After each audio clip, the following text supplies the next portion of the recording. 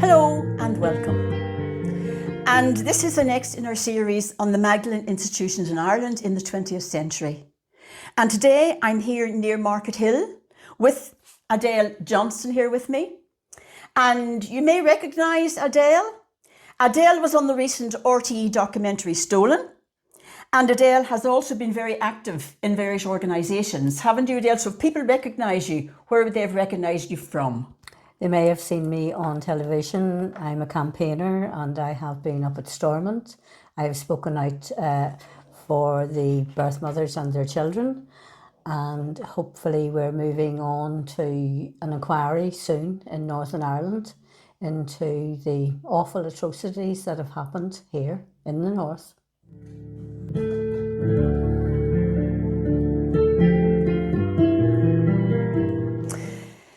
And Adele, in the RTE documentary Stolen, you told the story of your son being taken from you in Marianvale. Mm-hmm. But you have two stories to tell. I do. You have your own story, because you yourself, your own mother, was unmarried, and you were born in Belfast in the Mater Dei.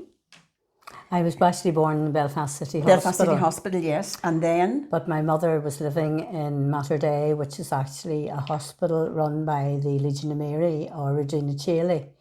Yeah. I lived there until I was a year and 10 months.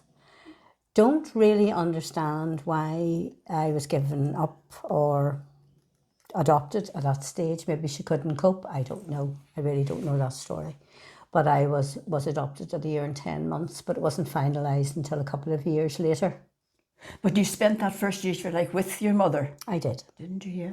And then where did your mother go, Adele? We honestly don't know where she went. According to the court papers, which I managed to acquire a copy of, she didn't appear for the court. She disappeared, so they couldn't get her to sign the adoption papers. But eventually they were signed. She disappeared off the grid. We then found out later that she married and had 2 children and lived a rather chaotic, disorganised life around Belfast. If she was in the Catholic area, she was a Catholic. If she was in a Protestant area, she was a Protestant. She got involved with some of the paramilitaries who asked her to mine some of their stock. And when they returned to get their stock, shall we say stock, she had sold it. Obviously, she needed the money. So she ran away again and went to England. Did you ever meet up with those 2 children, with her own children that she had there? Have you met up with those? I met up with them when I met up with her. You met up with her? I met up with her in later years when I was in my 20s. And how did that come about, Adele? It was a really strange story. I had a very unusual birth name. I'm not going to say it here. And I looked it up in the phone book. There was very few people with that name. So I rang the first one, and it turned out that it was a cousin, full blood cousin. Okay. And I made up a story, and I said I was looking for I said I was looking for a friend of my mother's. And would she have any knowledge? So she said she would ring me back. And she did. She rang me back and she talked it over with her dad. And it turned out that my mother was her father's sister. So at that stage, she was living in England. Mm-hmm. And they had to use the Salvation Army and various other people to try and trace her. They traced her. And eventually she came back to Northern Ireland.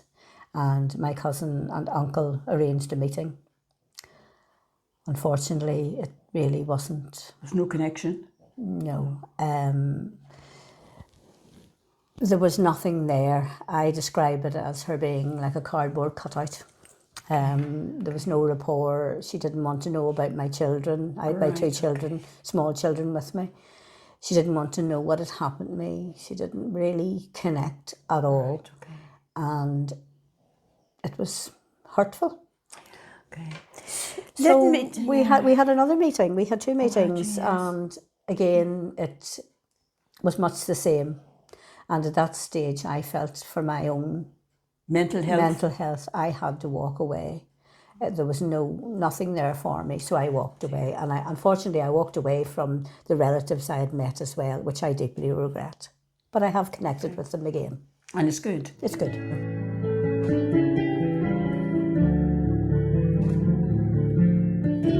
Right, Adele, let me take you back to your own adoption. Okay. You were adopted by a very strict mother, weren't you? Yes. But the father was okay. The father loved you and you loved him. Yes. And you felt that she didn't really want you there. I know she didn't want me Didn't there. want you there. She told you were unadoptable, and your mother was a prostitute. Yes. You had sisters and brothers in that family, hadn't you? Were they the real birth children, or were they adopted as well? They were birth children. They were birth children. And were you a good connection with them? I had a good connection with my sister. With your sister, but not your brother? Not really my brothers. That's your adoptive sister? Yeah. Your adopted sister. And have you still got that connection? She unfortunately is deceased. She's deceased, right, okay. I've no connection with the brothers at all. Right.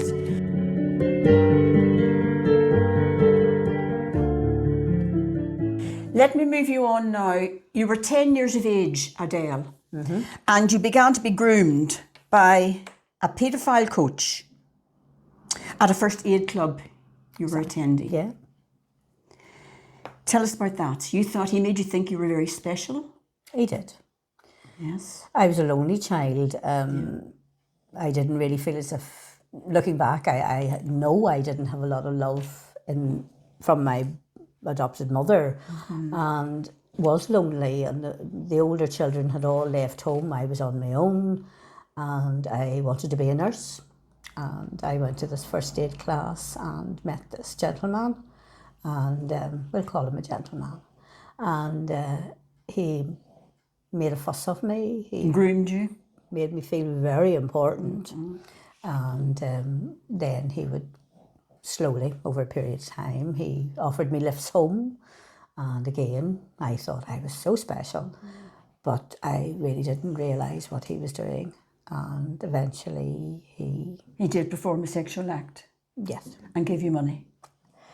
He did that later. He did that later. He didn't give me any money during that time, but I hadn't heard from him for a while, and I had reached puberty at that stage, which of course would be a very dangerous time for him because I could have got pregnant, but I didn't realise that.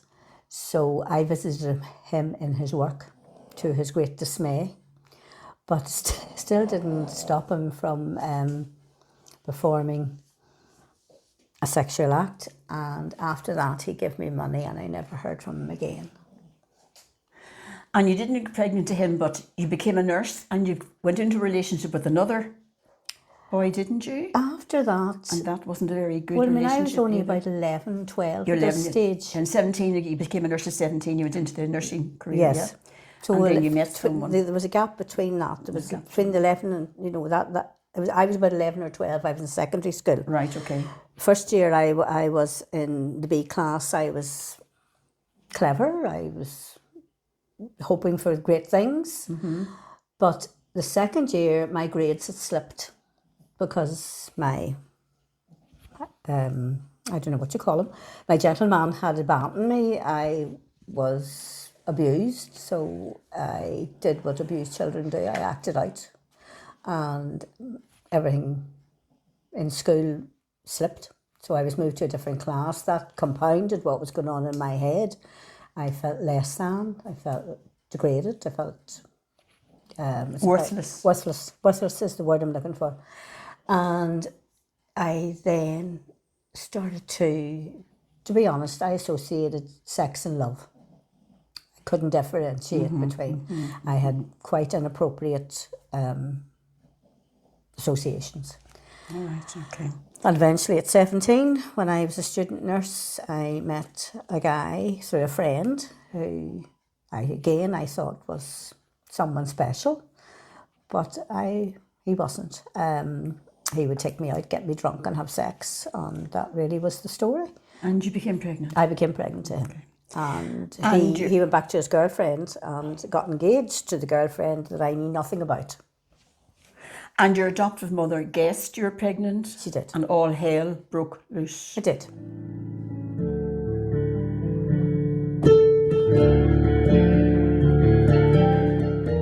So Adele, you were put into a car with the parish priest, with your adoptive mother, and you were taken to Marianvale.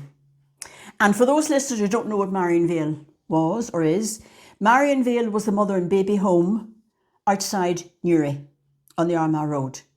And there were 3 routes of entry into that, as there were with all mother and baby homes. Number 1, you could refer yourself in to get rid of the stigma and shame in society. There was a refuge for you. Number 2, you were forced in by your family. Or number 3, you were forced in by the parish priest or by the social services. In your case, it was your adoptive mother and the parish priest who literally forced you down that road. And Yes. you were terrified. You didn't know Absolutely. where you were going.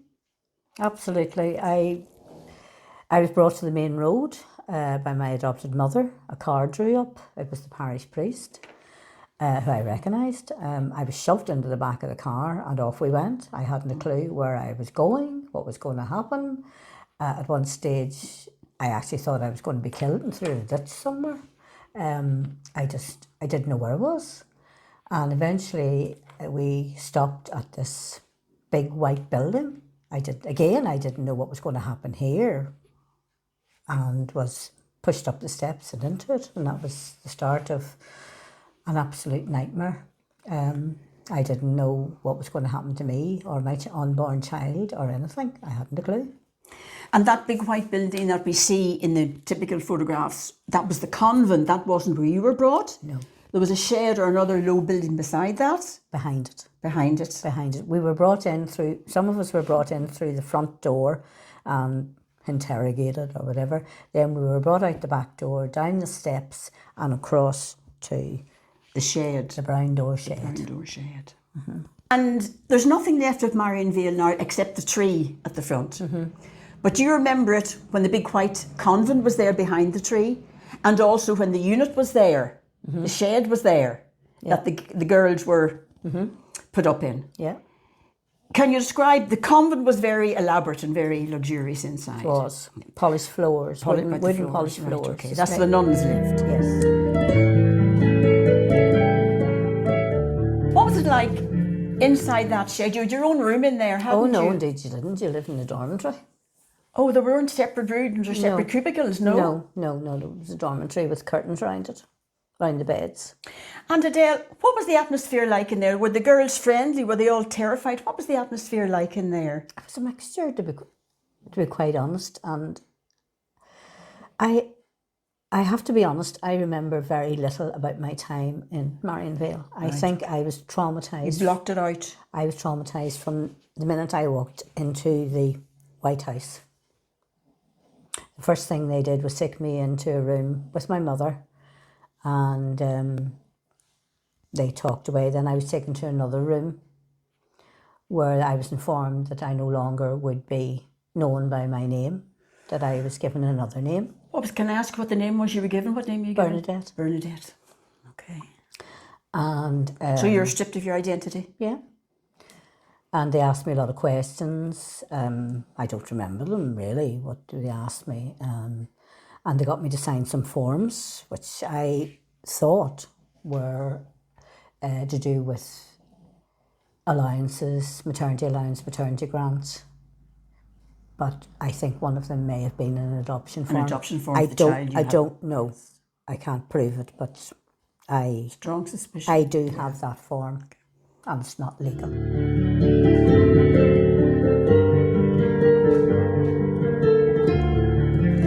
Adele, no doubt you have driven down that same road that you were forced down in that car with the priest and your mother.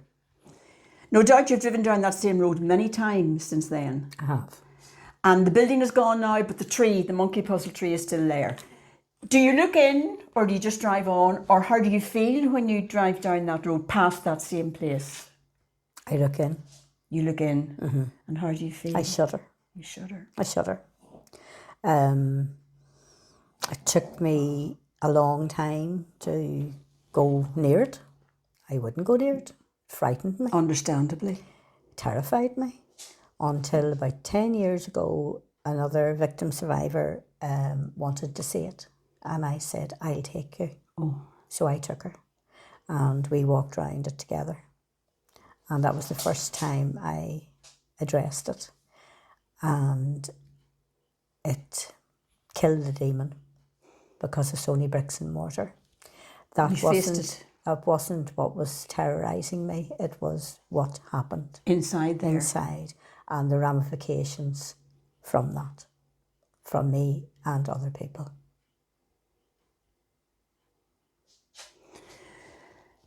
When you think of it, Adele,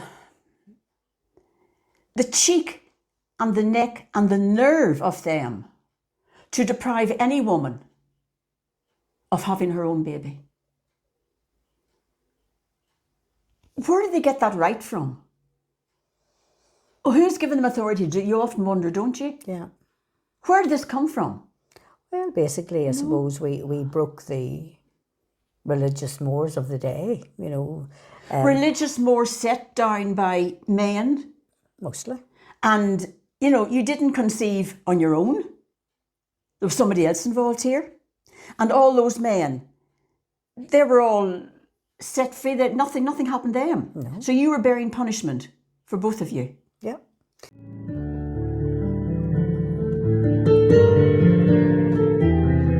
And in Marianvale, no doubt, Adele, you met up with other women who were the victim of incest and rape.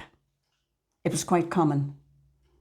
It was. And Marianvale was no different. I would rephrase that actually. Women and girls. Women and girls, yes. There was girls as young as 13 there when I was there. And rape by priests as well? I'm not sure about that. Incest? When I was there was incest, definitely, and underage sex. That was never, ever looked into or addressed by the powers that be. It was never passed on to the police, anybody. To all hushed up. All hushed up. But Adele, the sad thing is, it's still going on. Incest and rape, it's rife in our country still. Unfortunately, at the moment, the crimes against women and girls is very prevalent. Any social worker will tell you that. Yeah, it is really, really scary. You've only got to lift the news every day to see some young woman has been attacked, raped, murdered. And it's a subject that really needs to be tackled by our government. We're caught in some sort of vicious circle that we can't get out of. It's just taking different forms. It's more the internet now, grooming over the internet and pornography. But it was always going on, wasn't it? We're just not getting out of that vicious vortex we're in. No, I mean, it still is a male-dominated society. Let's just be honest about it. The males are very much, although we have very powerful women coming to the fore, which is good to see. And it's got to do with the early Christian church. Their attitude towards women. Oh, very much misogyny so. And yes. Saints, what they said about it all. Mm-hmm. And I mean, I'll be honest, the day I walked out of Marianvale was the day that I became an agnostic. And I believe in a power greater than me, okay, but I do not believe in churches, and I just am totally disillusioned with them all. As most people are at the moment.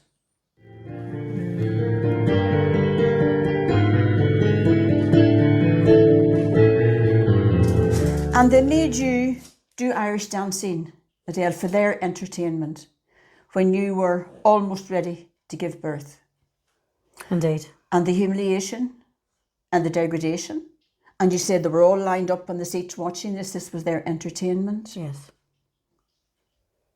Was it a laugh for them? Were they laughing? Was it a laugh for them? I don't remember them laughing, but I remember them clapping, you know.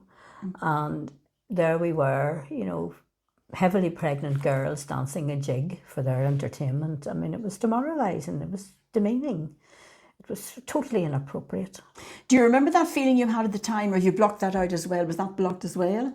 Do you remember that humiliation? I do remember that, and that has carried through my life. It's something I will never, ever forget. I will take that to my grave. The actual horrible feeling of demoralisation, degradation By other women? by other women. People talk about misogyny, but there's a lot of women to be held accountable to. Mm-hmm.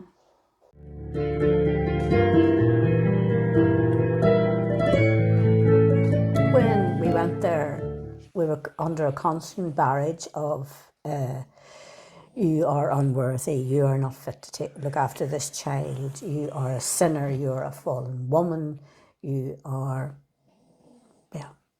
Yes. Did they mention seed of Satan, spawn of the devil to you? Your child would be? Was that? No, I don't remember You that. don't remember that? I don't remember Some that. places that was their language, Yeah, yes. Mm-hmm. but it was very much on that level. You know, you are unfit.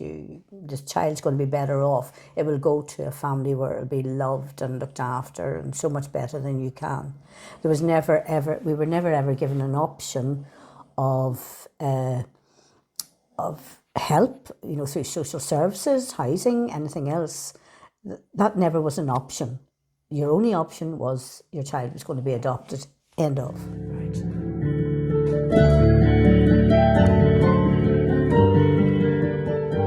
Now, Adele, let me move you on to the time came when you were due to give birth.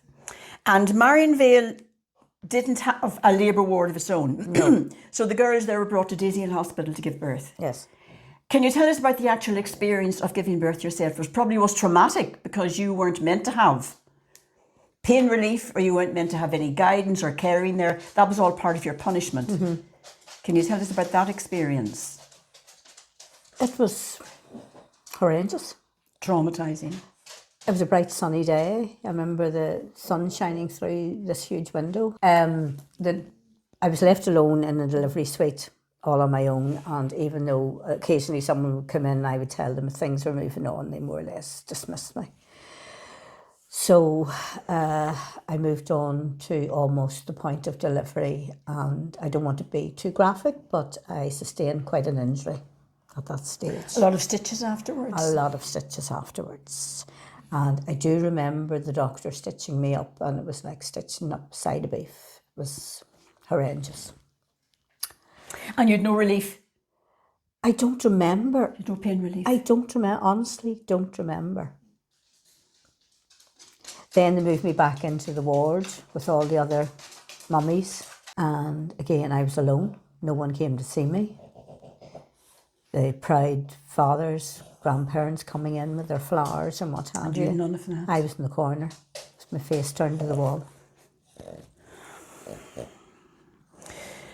But you had a beautiful, healthy boy. I did. Were you allowed to bond with him, Adele, at all? Or were you taken straight back to Marianvale? I was there for a few days in Daisy Hill. I think it was 4 days. And you had him with you? I had him with me. Okay. We were allowed to feed him, but that was it. Only at set times. It was set feeding times, and you didn't go into the nursery in any other time. So your time was limited with him? Very limited. There was a glass window, and we used to, while we were doing our chores, we would have looked through the window at the babies, but we couldn't go in.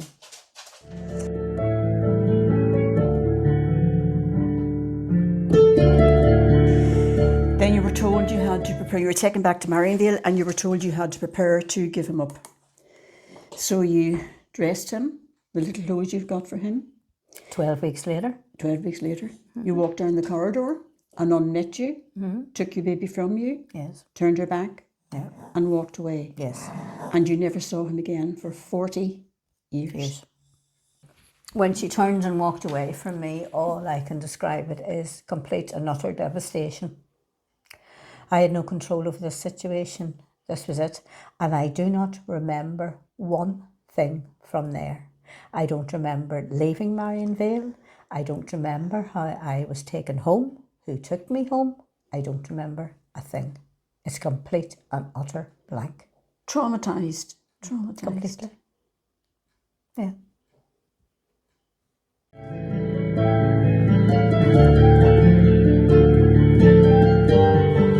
Did he find you, Adele, or did you find him? Because the law was you weren't allowed to look for him No. in those days. No. You could leave a letter with social services, And that was all you could and do. that was all you could do. So your son found you. My son found me. You remember that meeting, don't you? I do. Tell us about it. I do. It was magic. Yeah. It was in the Armagh City Hotel. I was sitting waiting on him. The social worker was there. She went out and she came back in again with a lovely guy with her. And as soon as I seen him, I knew he was mine. You was your son. I knew he was mine. Of course. I didn't have to touch him. I knew he was mine. You were totally transfixed by him, weren't you? I couldn't even get out of the chair to say hello. I was stuck to the chair. And he had been told awful things about you, hadn't he? He had been told a lot of untruths about his birth mother. He was told that I was a very heavy drinker, that I was from a really rough area of Belfast, a few other things as well. But that didn't deter him because, as he said to me, he wanted to see what was behind the curtain, what was behind the door. And he got a pleasant surprise. I hope he did. Oh, of course he did. hope he did. And you did too. Yeah. And you have got a wonderful relationship with your son now, haven't you, Adele? Yes, but there are boundaries. I didn't bring him up. I will You never. missed out on I all of missed that. out on that. I missed out on Some other woman on brought him up. growing Yes, up, on yes, his yes, marriage, yes, on yes. his children.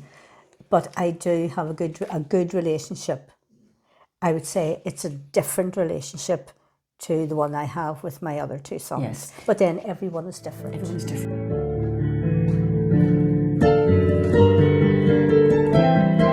I'm coming now. You did get married. I did get And you married. talked about your two other sons there, Yes. hadn't you? Yeah. Tell us about that now. That was a happy marriage, wasn't it? It was a good marriage. Yeah, Yes, yeah. it was. And there were difficulties in the marriage, but Of I course, think like that every was marriage, because yes. of maybe my lack of trust, maybe my lack of bonding, maybe. Your difficulty in forming a relationship, first of all. Yes, And yes. yeah. And yeah.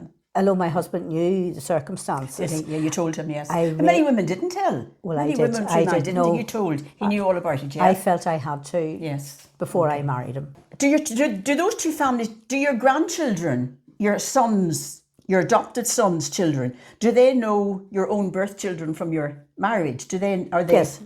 And did they get on all right? They do. They Good. do. My sons have all met and all get on very well Oh, together. that's great, And it's yes. good. The grandchildren know of each other, and some of them have met. Right. But And all is well yeah, there. all is well. All is well. Yeah. Okay.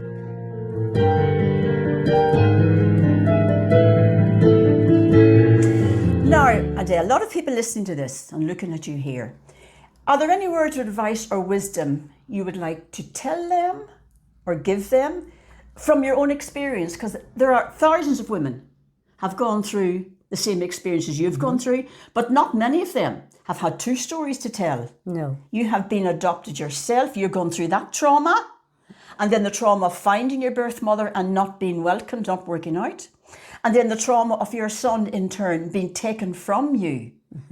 And for 40 years, you never saw him. No.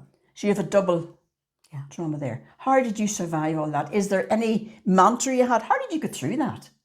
How did you work your way through that? Initially, I think it was a matter of just burying it deep inside and not acknowledging what really had happened over the years. And how did you And get moving on with life. Because But how did you move on with life? Did you have counselling at any stage or anything? the very first counselling I had was when I had a breakdown after my second son was born. After your second son was born, Because I yes. associated his birth and everything else with the previous birth. And the child was going to be taken from you. And the you child figured, was going to be yes. taken from me, and so I had a breakdown, ended up in hospital after an overdose. I don't think I actually acknowledged to the psychiatrist what really was the problem. Okay. But You just didn't want to live anymore. You just didn't see any point, did you? it wasn't actually. It wasn't. It was a very confused time. I wouldn't say I didn't want to live anymore. Right. I wanted to block everything out. Block everything out. Yeah, okay. I don't think it was actually a wanting not to live. It was a block out. Please block everything out. Stop this pain. So then I had a small session of counselling then, And then when my husband died, I went into counselling with Cruz, and that brought everything to the surface. Everything kept tumbling out. It was like Pandora's box. Everything just flew out, and I had to address A good release. the demons that were deep inside me. Yes. And that was the very first steps on to healing. Really. I have since been in counselling many times. I'm in counselling at the moment. And Still? Yes, still. I will speak to my counsellor this week, and I'm finding it very cathartic, very helping, very healing, and it's given me a calmness which I didn't have, I think, all my life. I can be more open, I can be more honest, and I think that's very important. So your advice to anybody who's been in the situation is don't block it out, don't stuff it down. You have to get it out to deal with it. You do. You have to let it out to heal. It's like a cancer inside like a cancer. you. It is. It's like a cancer inside you, and if you don't address it, it will eat you up. And I know that for years I was eaten up with not knowing who I was, what I was, where I came from, and then on top of that, the trauma of losing my son and where he was he living, was he dead? That all piled on top. Nightmare. Yes. And again, the way your adoptive mother treated you, you were made to feel worthless, and that must have, your whole sense of self must have been totally destroyed. I had no self-esteem. No self-esteem. No, none whatsoever. I was And you were sending out unworthy. this energy from yourself that you weren't worth anything. Maybe that's why you attracted the men into your life that you did, because I'm worthless. And Exactly. that's what you were doing. And that's what a predator does. That's what a predator does. Homes in on On children who are vulnerable and sending out that kind of message. Yeah. So there's a lot of things there.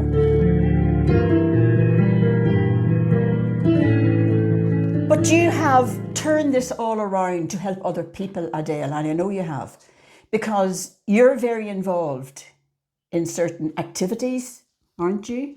I am, yes. Right, do you want to tell us about those? You're helping other people through it's like writing a book. Some people write a book and help other people. You have gone into a different way here. How are you helping other people? What are you doing? I work with a lot of people, try and help them. I also work with WAVE, which is an organisation which helps victims and survivors. Of Magdalene institutions? Yes. Yes. There's a new part of WAVE has now been set up recently, which deals with the victims and survivors of all the Magdalene institutions, the mother and baby institutions, the workhouses. The industrial schools? No, the industrial schools. Schools is HIA. It's a different department. Okay. So I help to coordinate weekends away. I help to coordinate dinners, lunches. Bringing people together who've suffered the same thing, yes. I speak on Zoom to people practically daily. That's wonderful. Or on the phone. I try and help them as much as I can. And I also am engaged in the process with the government. I speak to MLAs, I speak to our First Minister and Deputy First Minister. I go to various meetings. I'm a member of the forum. I also speak to the independent panel and help people to come forward. And the independent panel, for people who don't understand, is where you can come forward and give your testimony. And that is really, really important. We need more people to come forward and not be afraid to step out of the shadows, speak your truth, and you'll do it with confidentiality. You will be guided through it, and no one will know who you are, so you'll be anonymous. But it is so important, and also the realisation needs to move forward that this isn't just a Catholic problem. This is an institutional problem. It is through all the institutions in Northern Ireland, we're all involved in mother and baby. It wasn't just Catholic, it was Protestant ones very as well. much so. Every church the really Salvation had, yes. Army, the Church Yes, of Ireland, yes, you know, yes. Barnados, the whole gamut. And we need more people, especially from the Protestant community, to step forward because they are reluctant. And we need more And people why do you from think all that community. is? Why do you think that is, Adele? The Protestant ones are reluctant to step forward? Because I know it's in the mind generally that these were Catholic institutions. Yes, very much so, and they don't want to acknowledge it. And then, of course, there's so much integration between church and politics in Northern Ireland, and that really leads you down another rabbit hole. But it really is important that people come forward and do speak their truth. It really is. And the more people come forward, the better it is for everybody. It is. Because if you have one book or one person saying it, you're liable to not believe them because, well, it's only that. But if more and more people are saying the same thing, that's where the credibility comes in. It is. And that's where the strength comes from. It does, yeah. Yeah. And I mean, we're not all lying. No, you can't. No. When you get so many people coming from different institutions at different times, all saying the same thing, the tiny details might differ, but they're all saying the same thing. So when you get that, we have to sit up and take note. They all worked from the same template. Yep. It was punishment. It was misogyny. I'll beat the devil out of you. You know, was that said to you? I'll beat the devil out of you? No. I honestly can't say any of those things said to me. It was other more subtle wordings that I had that I remember. Tell me more about Wave. Wave is a charitable organisation that was set up initially for the widows of people that were affected by the Troubles. Okay. It then moved on to another branch which went to the HIA, which was the Historical Institutional Abuse. Okay. Now there's another department, a third department, which is for the victims and survivors of mother and baby institutions, Magdalene laundries, workhouses. The workhouses, they were very much connected, the workhouses and the institutions, weren't they? Yes. Yeah. A lot of interaction between them.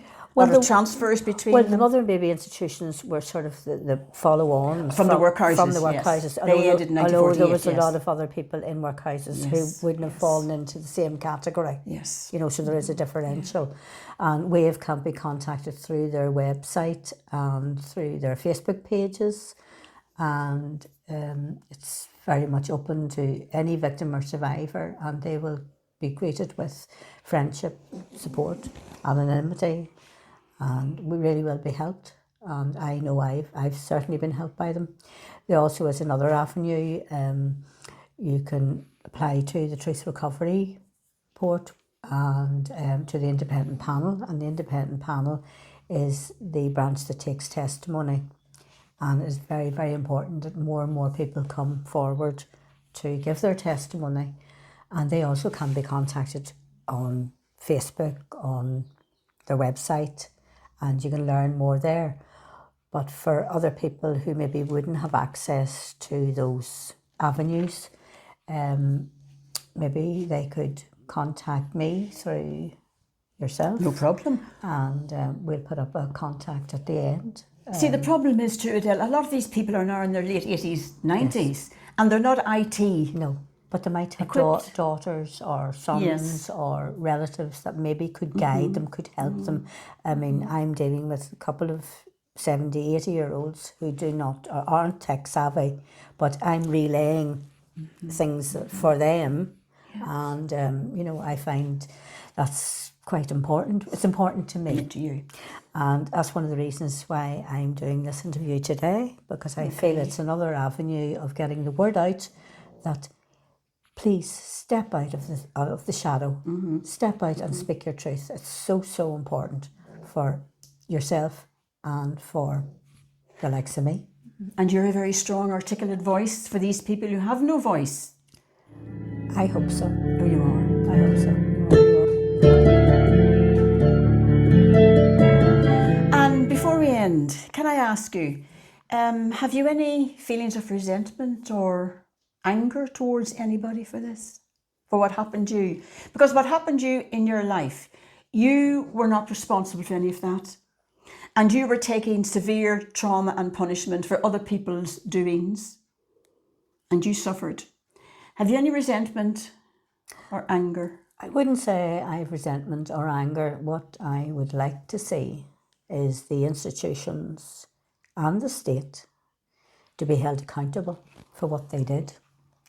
And for the likes of the Catholic Church, the other churches, to contribute to a redress scheme okay, it's not all about money, but a lot of people have led very chaotic lives. Some of them are the poorest in our society, Yes. and they need to pay the piper. And they have slaved in these institutions Yeah. unpaid. Yeah, So they're not getting anything they're not entitled to. no. I mean, we scrubbed floors, we washed, we done things. I mean, and even when my maternity money ran out, I was sent out to clean a house. 8 weeks after my child was born, and I had You to were sent scrub out from Marianvale out to local houses. to a house next door to clean the floors and clean the house. And no pay. No pay, no. And what they did do was they used to put money all over the place. So I used to polish whatever, say it was a dressing table, I would polish the dressing table, and then I would put all the monies all up in wee piles and leave them for them, because that was a test to see what I steal. That was another insult. Humiliating and degrading, that's what it was all about, wasn't it? Yeah. Yeah, very much so.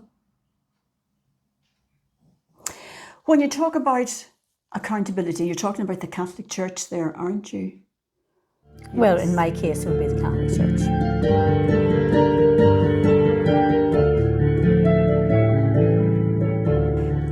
What problems are you still facing, Adele? I know that the redress payment in the south of Ireland is very different from up here. Yes. How is the redress payment, the compensation payment, going up here? Has anybody been paid? It's a different system, isn't it? No, at the moment we're going through legislation, we're going through a public consultation, Okay. so all that has to take place before the redress actually falls in. Okay. They have come up with a sum of 12,000, and Which is pittance. which is really, well, it's the standard payment, but with cost of living and inflation, it should be more like 14 or 15. There also will be another payment later on, but that will not come until after the inquiry takes place. And that But a lot of these women are in their 90s. could be 2 or 3 years down the Oh, line. do you think they're hanging on to hope these people will die and then they won't have anything to pay? Maybe. But I mean, but even on top of that, to be quite honest, at the moment there's a thing called posthumous claims, and that is a big issue for After us. you've passed on, you can claim. You cannot claim prior to November 2021. 21. So that, with a stroke of a pen, has just got rid of so many people. So if you're still living now, you have a hope. But if you died prior to 2021, no, nothing. So you're not acknowledged. Your pain, your suffering just didn't exist. And those are the times when they really suffered so much, and so much unpaid labour. Yeah, of course. I mean, that is one of the issues. The other issue we're having, big issue, is the access to records. We've been stymied at every turn. By whom? By Where are the records you're looking for? Who has them? the trusts have them, the social workers have them, the adoption agencies such as Family Care, which is an absolute nonsense. Family Care was actually an adoption agency, and they're now holding records and stopping people from getting them. Still. Yes. Oh, Adele, it's horrific. It doesn't bear thinking, but you couldn't make it up. But even when you get the records, they're not right anyway. They're right, they've been altered. Well, it's not even they've been altered, they're wrong. There's wrong dates, there's wrong names, there's all sorts of things. Lies and everything, yes. Yeah. Cover-ups. Yeah. Adele, the system that you went through, first of all, you have been deprived of a mother's love in your own life. And then you were deprived of giving a mother's love to your firstborn son, weren't you? Yeah. You know, how cruel is that? It is cruel, because The natural right you have as a mother. I didn't know how to be a mother. You didn't know. No, I had to wing it. With my other two children, I just had They to must wing have it. meant so much to you, the other two. But then again, you'd always this fear that someone was going to come and take them away, hadn't you? Yes, but there always was somebody missing. Yeah. There always was somebody missing. You never forgot about him for one day. It was always in your mind, wasn't it? I wouldn't say every minute of the day, but I certainly never forgot him. How could you? And, you know, when I looked at my other two boys, I knew there was a gap. There was a big gap. And he grew up to be a very handsome young man too. And the first time you saw him, or after the 40 years, you recognised this was yours. You knew that. Nobody to tell you. No. You No. But, it was marvellous to actually see him in the flesh. Mm-hmm. And to know that he was well, he was happy, he had a good life. Mm-hmm. And that to me was really all I wanted. His adoptive parents were good to him. He had a good life there, hadn't he? He had a very good life with See, them. a lot of them didn't. No. A lot of them were adopted to go out and work on farms and to slave labour again. No, well, he did. He had a very good life. And a lot of these children blamed their parents, their birth parents, for that. Mm-hmm. And there was no connection there. So your story is actually quite a happy ending, hasn't it? It has. Yes, it has. Yeah. And you're giving back so much to other people. I try.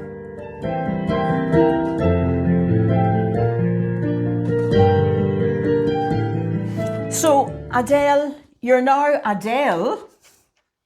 You've had many names through your life. I have. Which one do you identify with most? You started off as what? When you were born, what was the name you were given when you were born? I was given the name of Magdalene. Gwendolyn, right, okay. And I then? had that for a year and 10 months. Right. The child knows his name at that stage. I was brought to my adopted parents and I was called Marie. Marie. So I kept Marie. And then when I went to Marianvale at 18, you were called? I was called Bernadette. And when I left, I was hoping to go back into nursing, which I did. And I thought, I've got to leave the past behind in some shape or form. So I picked a name that was given to me. Well, almost the name that was given to me. When in the Catholic Church, when you're confirmed, you get a different name. Yes. So I was called Marie Edel. E-D-E-L, yes. But I didn't like E-D-E-L. And I had read in a book somewhere A-D-E-L-E. So I fancied that one. So from then on, from when I was 18, I was Adele. And I kept that name until now. But unfortunately, when I went to get my court papers, I was informed that I was not Adele. So I changed it by deed poll. So by deed poll, I am Adele Marie. And what's on your passport? Adele Marie. Adele Marie. And that always was on the passport. But when I went to get the court papers, it wasn't legal. So I don't know how Adele got on the passport. And what is on the birth certificate of your baby, your son born in Marianvale? Son of who? Son of Bernadette? Son of... No, son of Marie. Son of Marie. I would like to say thank you very much for talking to us today. Not a problem. And we just hope that someone out there listening will benefit from what you've said here. Exactly. Thank you so much, Adele. No problem. Thank you all for watching. And until we meet again, whatever the circumstances, namaste.